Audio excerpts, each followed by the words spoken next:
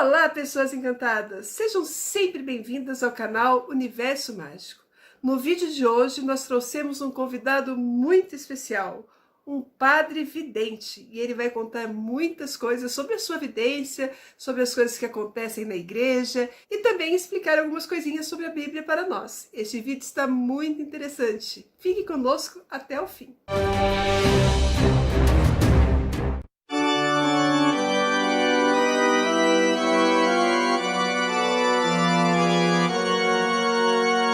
Saudações, padre! Seja muito bem-vindo ao canal Universo Mágico. É uma honra para a gente poder entrevistá-lo.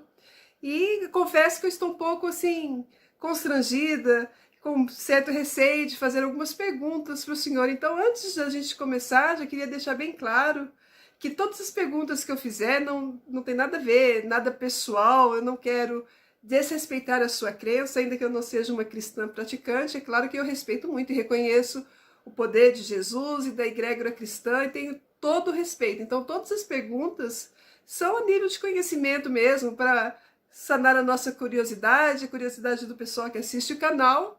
E se o senhor achar que eu estou abusada, por favor, não responda. O senhor não é obrigado a responder nada que não queira. Só não me queime numa fogueira e também não quero sair desse vídeo aqui excomungada, hein, padre? Por favor. Gisele, Francisco, é muito bom estar aqui com vocês. E é uma honra também para mim. Gostaria de agradecer o convite desde já. Acho muito importante que haja muitas visões, principalmente quando falamos de religião e principalmente quando falamos de Jesus Cristo, que é a manifestação real de Deus na Terra. Então é muito importante que passemos essa visão, e uma visão muito mais ampla, talvez, que muitas igrejas, talvez, e padres não façam, mas, na medida do possível, tentarei responder as suas perguntas, não há problema nenhum, não me sentirei constrangido, eu responderei da maneira que eu entendo, de acordo com a minha fé. Pode ficar bem tranquila, estamos entre amigos. Muito obrigado, padre. A primeira pergunta que eu gostaria de fazer para o senhor é como que o senhor descobriu a sua vocação?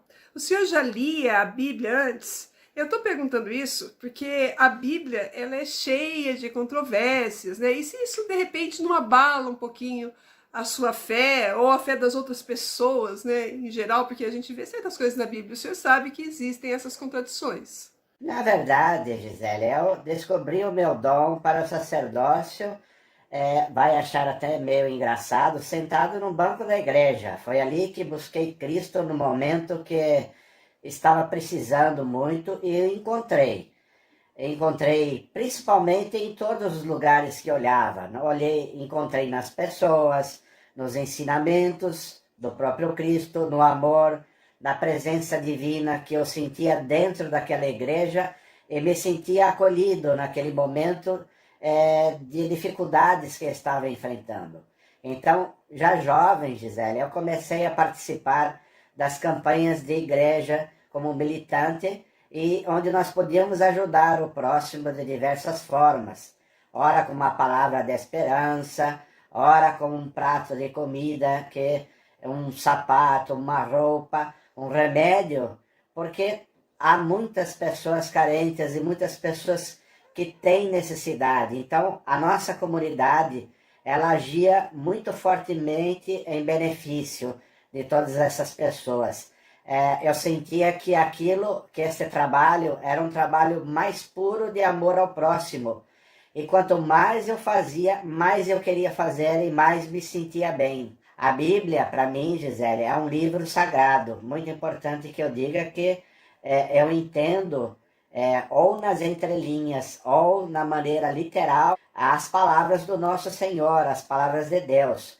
Muitas coisas poderiam ter sido adulteradas com o tempo, porque nós sabemos que onde o homem, de repente, pode ter escrito algo, pode haver algum erro. Mas ainda há um propósito muito maior nisso tudo, que muitos de nós ainda não podemos compreender. Mas ela, de fato, tem o testemunho daqueles que viveram com o nosso Senhor Jesus Cristo e viram seus milagres. E isto, para mim, é o que me basta. Bom, padre, a segunda pergunta que eu tenho para o senhor é sobre a reencarnação. Em 2011, o senhor nos concedeu uma entrevista para um blog antigo que a gente tinha, e nesse blog o senhor afirmou que não acredita em reencarnação, mesmo vendo os espíritos, que o senhor também nos disse que via espíritos desde que era criança e que conversava com eles, mas não acredita em reencarnação. Mas há uma passagem da Bíblia, em Mateus, que Jesus afirma que João Batista era o próprio Elias. Então a gente entende que isso quer dizer que João Batista é a reencarnação de Elias. Mas o senhor, sendo padre, tendo vocação e tendo uma fé, assim, total em Cristo, né, por tê-lo encontrado a ponto de querer servi-lo e dedicar a sua vida, o senhor não acredita na palavra de Jesus, que está afirmando que João Batista era Elias? Veja bem, Gisele, Elias, na verdade, não morreu. Ele foi tomado por Deus e levado aos céus, e desta maneira ele poderia voltar. Mas, padre, voltar na forma de João Batista, no corpo de João Batista, não significa reencarnar? Ou o senhor está me dizendo que Elias possuiu o corpo de João Batista e depois o deixou para ser degolado? Não, não, não. De forma alguma, Gisele. Eu acredito que Jesus quis dizer que João Batista foi um profeta semelhante a Elias, em termos de trabalho. Então, um veio dar a continuidade do trabalho do outro. E nas Escrituras nós encontramos diversas semelhanças nos acontecimentos da vida de Elias e de João Batista, porque ambos lutavam pelos mesmos propósitos. Mas por que, padre, a igreja insiste em negar, insiste em dar uma explicação que acaba sendo mais complicada do que aceitar a própria reencarnação? Mas veja, Gisele, eu vou explicar uma coisa muito importante para você. Este fato de reencarnação é uma artimanha do diabo que chega para o ser humano e diz: não há problema, não precisa se preocupar, porque você pode voltar muitas vezes, então pode fazer o que quiser. Mas, padre, as coisas não são bem assim. As pessoas que acreditam em reencarnação não acreditam que podem levar a vida assim de qualquer forma, que não haverá nenhum preço a pagar. Elas acreditam num karma e talvez pior do que não reencarnar seria reencarnar em várias vidas em sofrimento, pagando pelos seus erros. Então não é assim tão simples que posso fazer qualquer coisa e não vai acontecer nada comigo. Nós acreditamos que o caminho de Jesus é um caminho para a iluminação, para o crescimento e para evitar esses sofrimentos, né, desta vida e de outras vidas futuras. É isso que nós acreditamos. Só complementando esse pensamento, eu não quero discutir com o senhor, porque essa é uma entrevista com um padre cristão, então eu entendo e respeito o seu ponto de vista. Mais uma perguntinha. Eu fiz uma lista de perguntas, mas eu não quero abusar muito da sua bondade, então só mais algumas que eu acho interessante. A igreja diz que só Cristo salva e que a gente só tem uma vida. Existem muitas pessoas que nunca sequer ouviram falar de Cristo. Podem existir pessoas que são muçulmanas, hinduístas, budistas, e que pertencem a outras religiões, até religiões tribais, né, de pessoas que não tiveram nenhuma oportunidade de conhecer Cristo e outras que optaram mesmo por outras religiões. Todas essas pessoas irão para o inferno? Então Deus vai condená-las todas assim, sem dar nenhuma segunda chance? Minha filha, não é bem assim, Gisele. Veja, há alguns mistérios, é muito importante que eu diga, que pertencem a Deus. Talvez seja este o motivo de eu receber tantas almas na minha igreja e que não tiveram a oportunidade de aceitá-lo durante a vida. Mas, padre, nós não somos julgados pela nossa vida, pelos nossos atos na terra, então aceitar Jesus depois da morte também vale? Gisele, é claro que eu sigo exatamente a minha religião, mas também, como tenho esse dom e as coisas se manifestam para mim, também posso entender que é possível a salvação, né? Depois da morte física é possível a salvação. E eu te digo por quê. Porque um dia haverá a ressurreição da carne. No fim dos tempos, todos nós retornaremos. Então, nós teremos então verdadeiramente uma segunda chance. Até lá, as almas, sim, têm possibilidade de crescimento, têm possibilidade de entender a realidade e o que eu tento passar, a palavra de Cristo, a esses seres que se aproximam de mim. Padre, nessas conversas que o senhor tem com os espíritos, acredito que eles já lhe falaram muitas coisas, que o senhor já viu muitas coisas, né? Como o senhor mesmo disse na nossa primeira entrevista. O senhor poderia contar pra gente o caso que o senhor achou mais impressionante de todos que aconteceu com o senhor? Posso sim, há muitos anos, na minha paróquia, eu ouvia as confissões todas as quarta-feiras de manhã e também por um período da tarde. Durante alguns meses vinha uma senhora e se confessava sempre os mesmos pecados. Obviamente é que eu não posso falar aqui, pois são segredos de confissão. Esta irmã se sentia muito culpada e por mais que eu abençoasse, recomendasse orações, ela sempre voltava. Até que um dia, num ímpeto, lhe disse: irmã, não precisa mais confessar isso, o Senhor já lhe perdoou. E neste momento ela desapareceu. Saí do confessionário e ela não estava em nenhuma parte. Seria impossível ela sair da igreja tão rapidamente, pois o confessionário ficava longe das portas ao lado do altar. Ah, então ela estava se sentindo tão culpada que ela precisava ouvir que Deus havia perdoado para que seu espírito encontrasse a paz. Posso dizer para você que depois desta última vez, ela nunca mais retornou. Interessante. Padre, na Bíblia conta que algumas pessoas foram levadas por Deus sem passar pela experiência da morte, que Deus as teria arrebatado de alguma forma para o céu. No caso de Enoque, diz que ele andou com Deus e desapareceu porque Deus o levou. E também Elias, que foi buscado num carro de fogo, um redemoinho de fogo.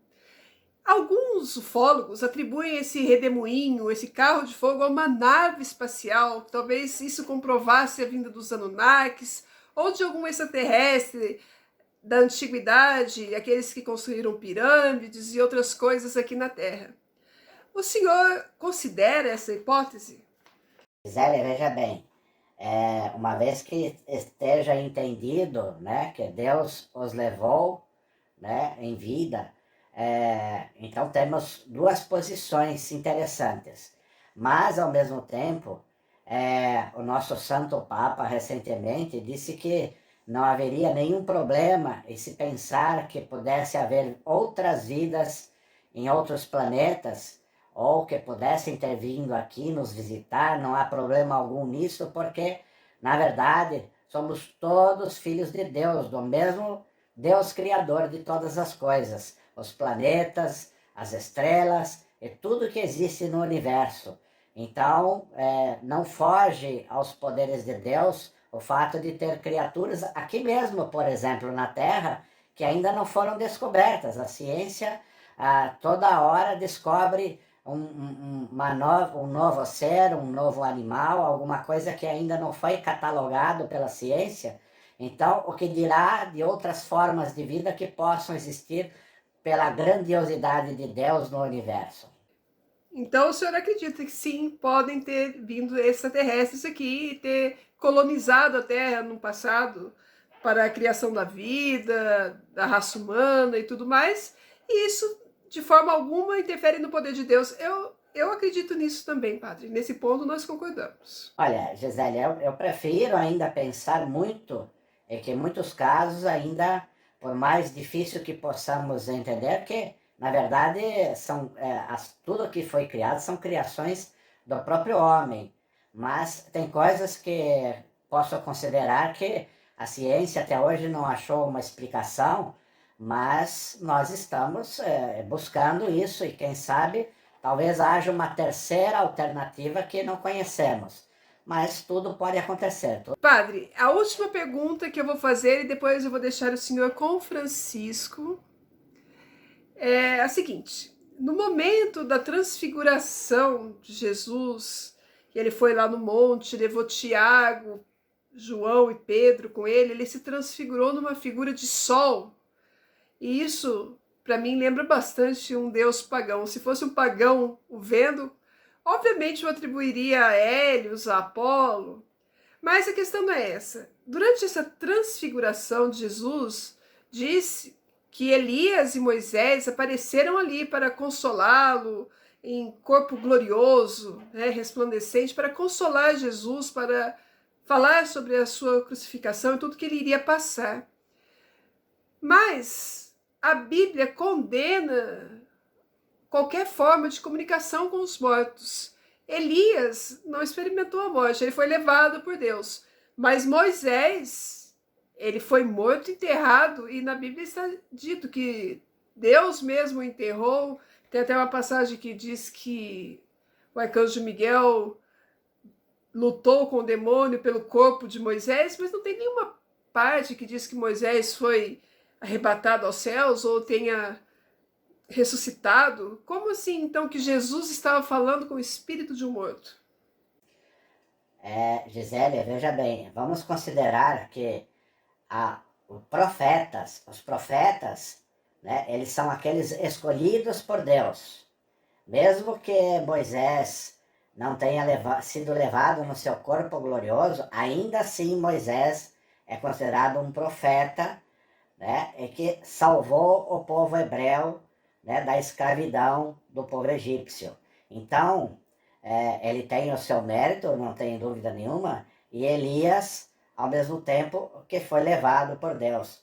Então, eu não vejo, na minha opinião, não há problema nenhum que dois profetas tivessem naquele momento ido conversar com Jesus. Eu não vejo nenhum problema nisso. Para mim está tudo muito claro. Sério, padre? Sério?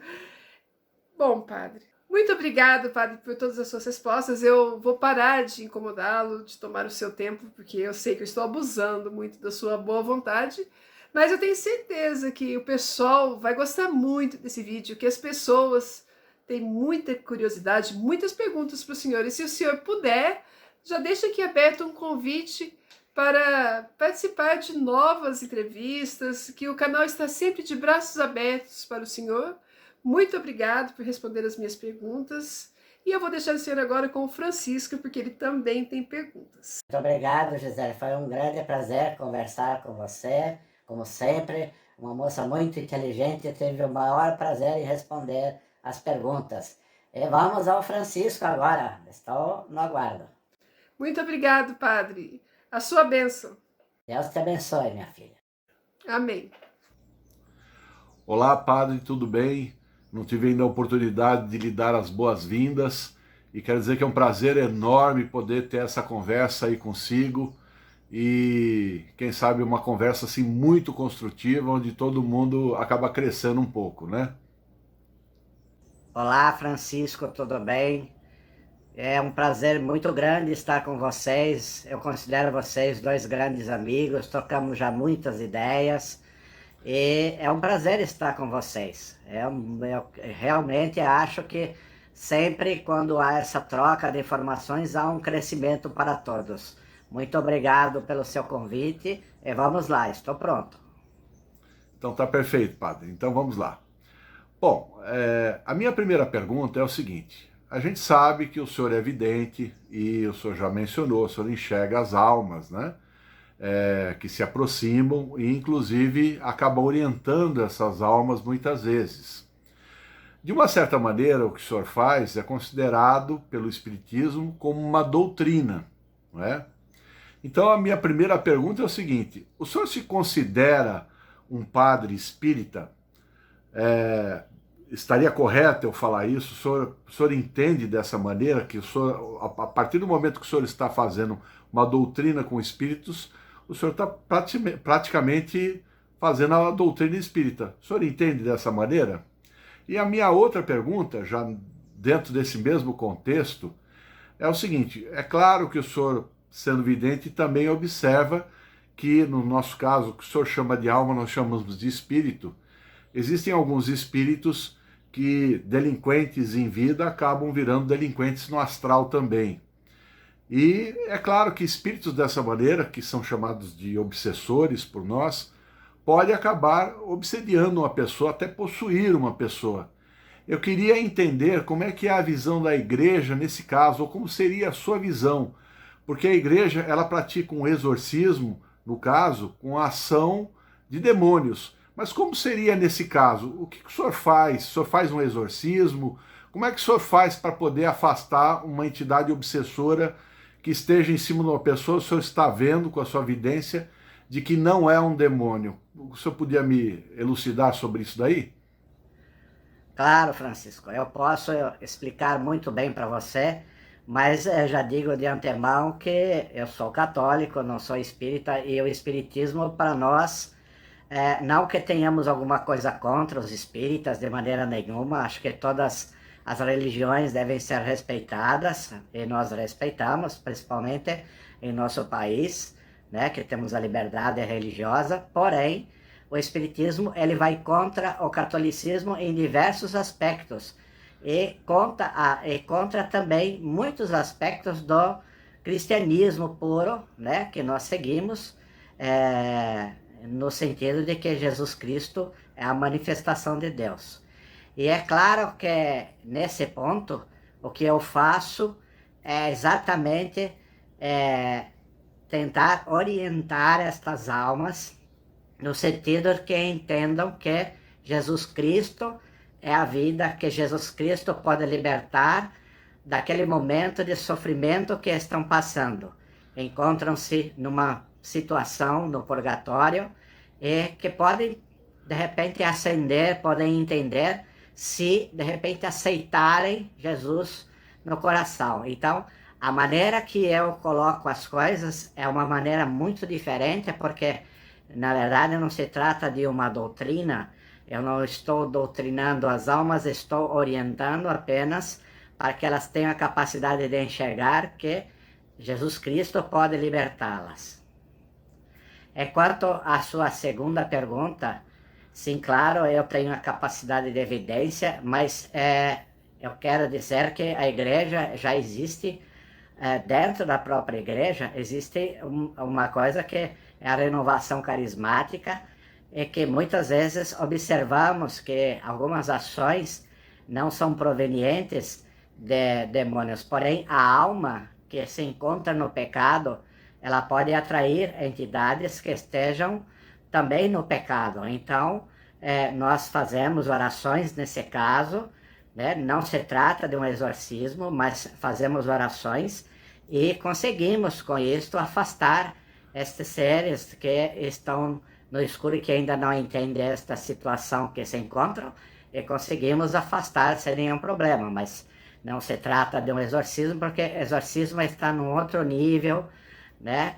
Que necessitamos de autorização do bispo, e, enfim, passa por um monte de processos antes de que se possa praticar o exorcismo.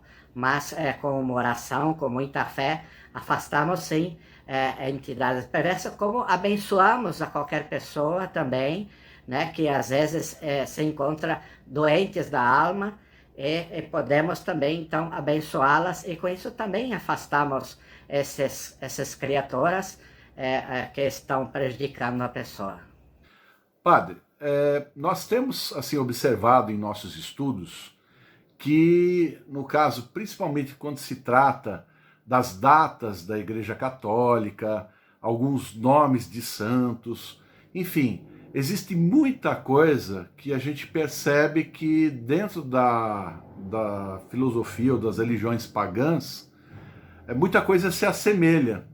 Principalmente nas datas dos solstícios, equinócios, existe muita coisa aí que parece que a igreja se apropriou dessas datas. Como é que o senhor enxerga isso daí? O senhor acha que...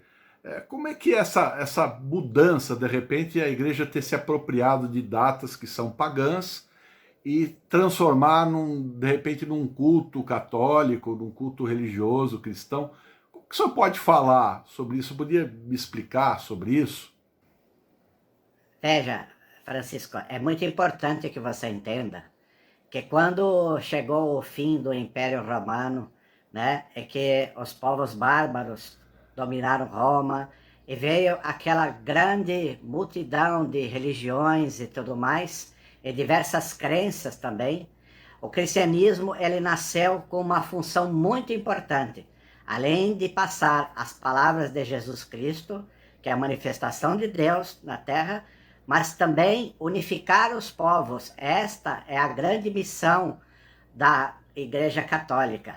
É muito importante também que você entenda que a Igreja Católica, ela foi a primeira a ter uma universidade e ter o primeiro curso de medicina que você tem notícia, que se estudou as leis, enfim, a igreja, ela saiu na vanguarda de muitas coisas, e todos os conceitos da igreja tiveram este fito de unir os povos.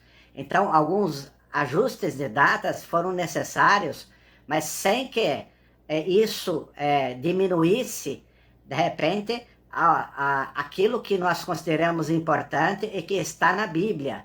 Tudo aquilo que foi a vida de Jesus Cristo, tudo que foi narrado pelos apóstolos, tudo isto é levado no sentido ao pé da letra, e na Igreja Católica ela simplesmente passa a palavra de Jesus Cristo. E esta unificação foi muito importante, porque senão, você sabe, teríamos uma grande anarquia e isso não seria possível. A Igreja teve um papel muito importante na história, e isto você há de convir. Então, com isso, houve essa mudança, né? E muitos conceitos que as pessoas pensam que veio do paganismo, mas na verdade não veio. São conceitos muito claros e muito bem explicados pela religião católica.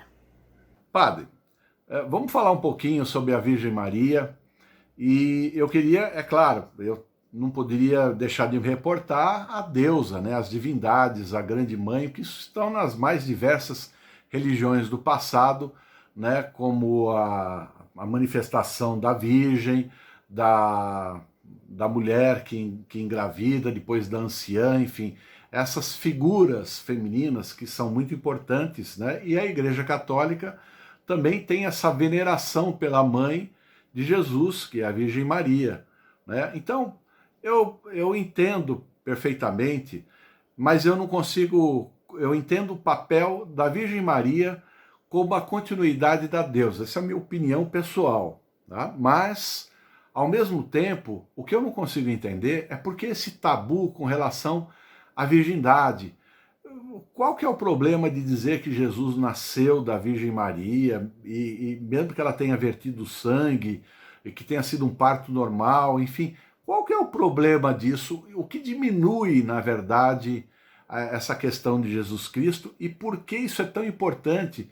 Essa questão do sexo é um tabu tão grande assim com a igreja, né, até os dias de hoje, quando a gente percebe que nas escolas e tudo mais, né, as crianças têm uma educação sexual e tudo mais. O senhor não acha que tem um sentido um pouco retrógrado no que tange a igreja, no que tange, principalmente no papel da mulher, né? O senhor não acha que tem, assim, a igreja deveria avançar um pouco, se modernizar um pouco mais com relação a isso? O que o senhor podia me falar disso?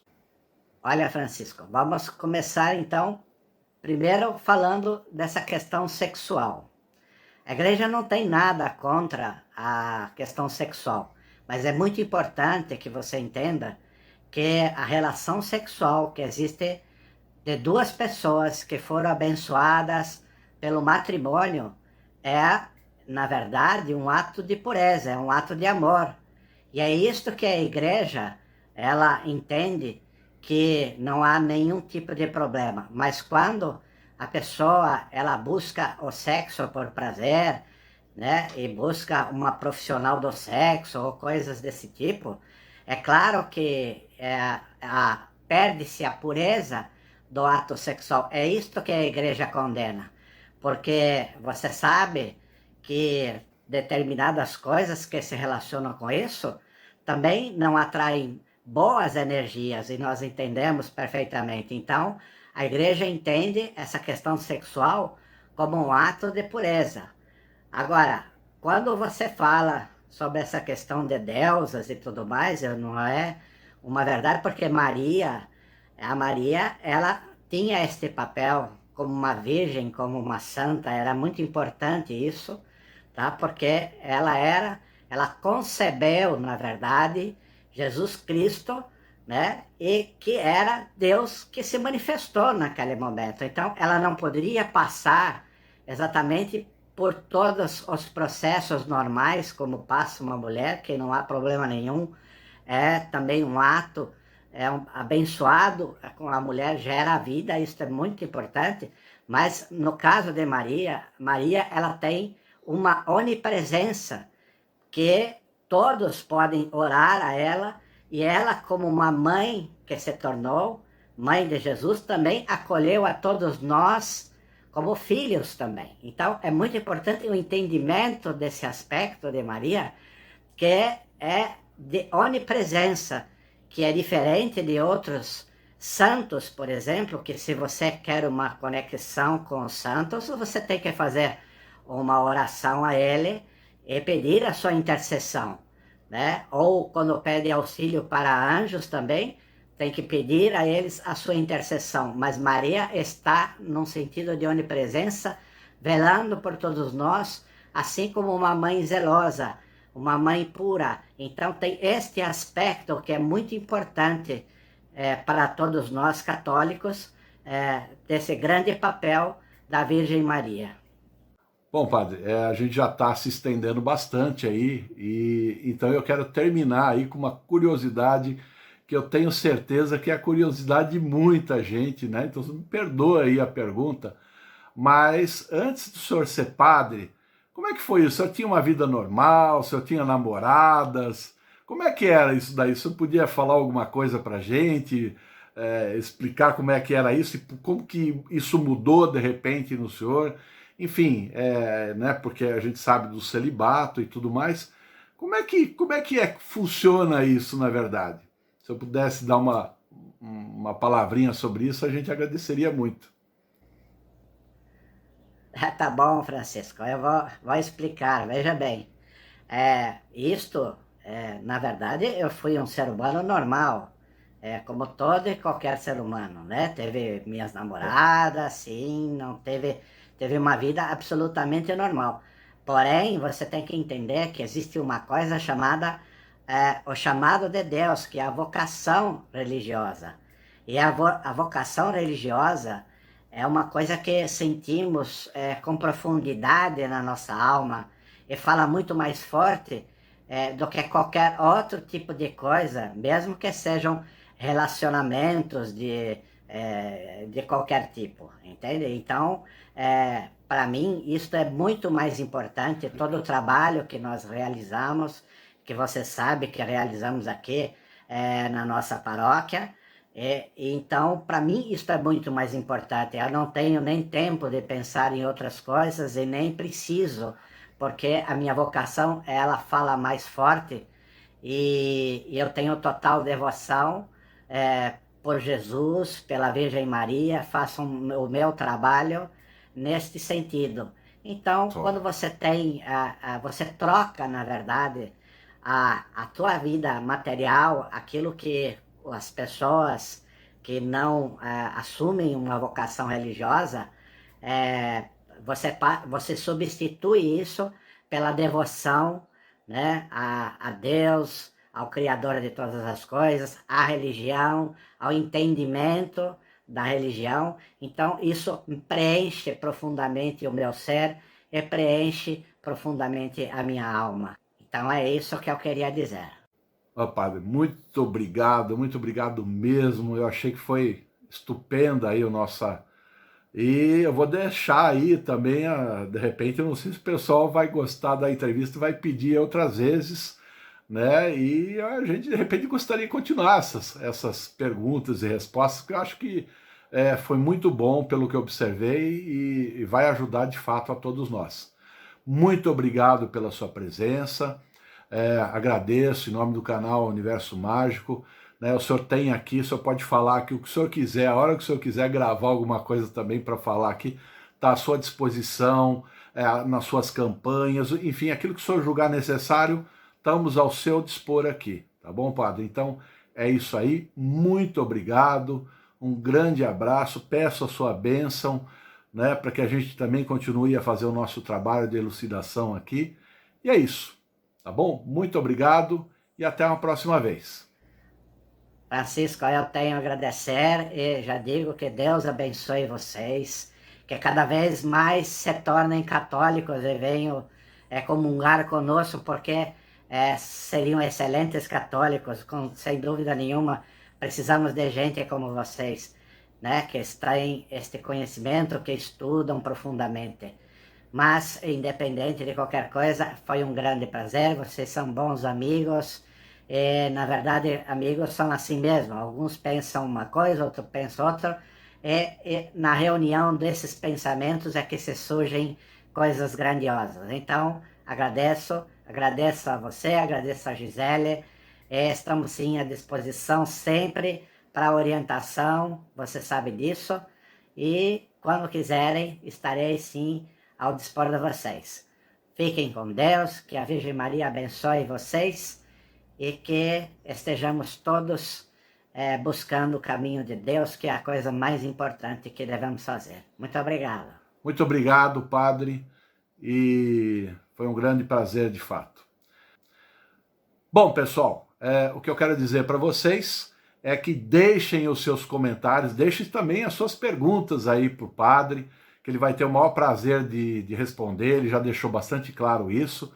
Pode deixar os seus comentários aí à vontade, é muito importante para a gente. E eu quero agradecer a presença de todos. Então é isso aí, pessoal. E eu quero também aproveitar e convidar você que está assistindo para assinar também o nosso canal, acionar a sinetinha para recebimento de aviso de publicações. E quem quiser estudar conosco, nós temos aí a Irmandade dos Magos, que a Irmandade é um grupo de estudos, na verdade, onde há iniciação, é uma ordem real. Então, para quem quiser, basta ir na área de membros, clicar em Neófito ou Aprendiz, né, e se tornar um membro da Irmandade e estudar conosco. Você receberá estudos todas as semanas, também nós faremos lives elucidativas, enfim, tudo aquilo que é necessário para o nosso aprimoramento. E para quem ainda não quer se tornar membro da Irmandade, mas quer começar os estudos, entre na nossa loja virtual, lojauniversomágico.com. Lá você verá diversos cursos, muita coisa legal lá. Muito obrigado então a todos, curtam, compartilhem e até o próximo vídeo. Tchau!